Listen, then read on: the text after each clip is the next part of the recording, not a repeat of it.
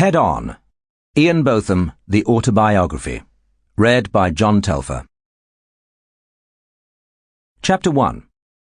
Yeovil Boy Wins Game. Two of my distinguishing features were evident almost from the day I was born.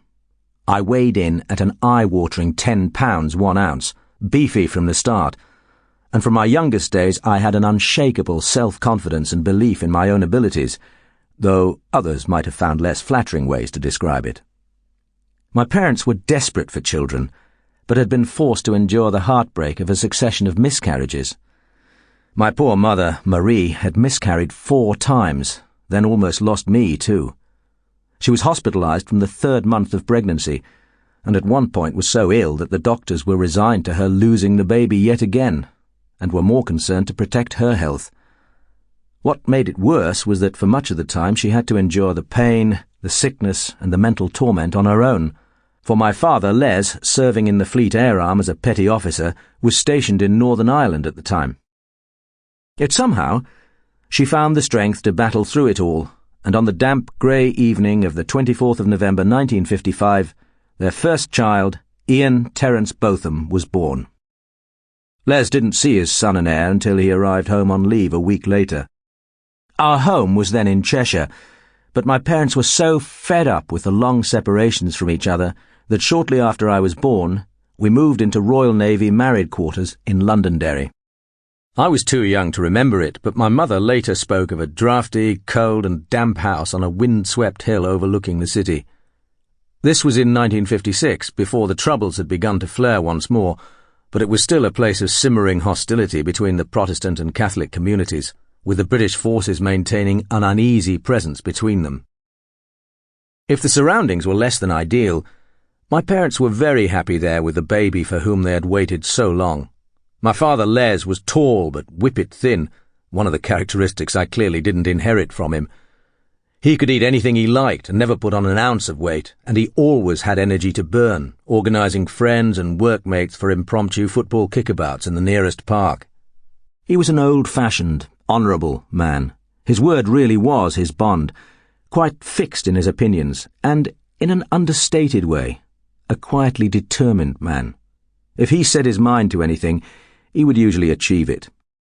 He was also a disciplinarian, though not a martinet.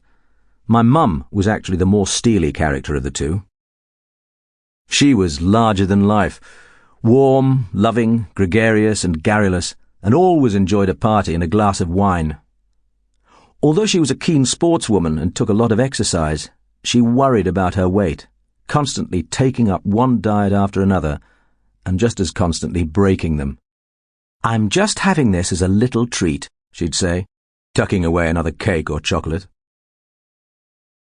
After all the setbacks and hardships my parents had been through, probably no child was ever more eagerly anticipated, nor more dearly loved. Their baby could do no wrong, and throughout my childhood I was indulged shamefully, spoilt rotten in fact. Like all parents, my mum and dad were convinced that their child was highly gifted and destined for great things.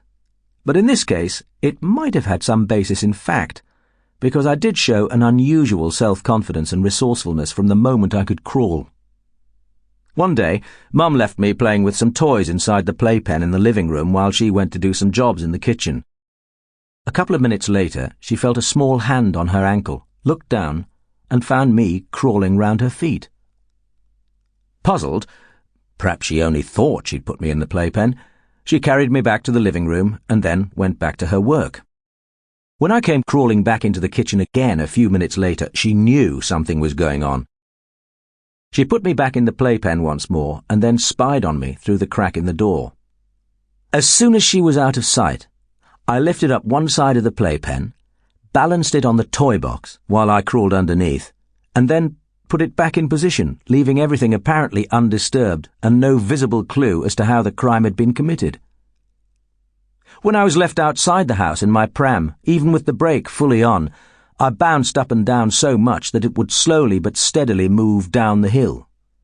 I managed to cover some fairly impressive distances that way, but luckily everyone on the estate knew who I was and would intercept me and wheel me back to the house. In February 1957, Sample complete. Ready to continue?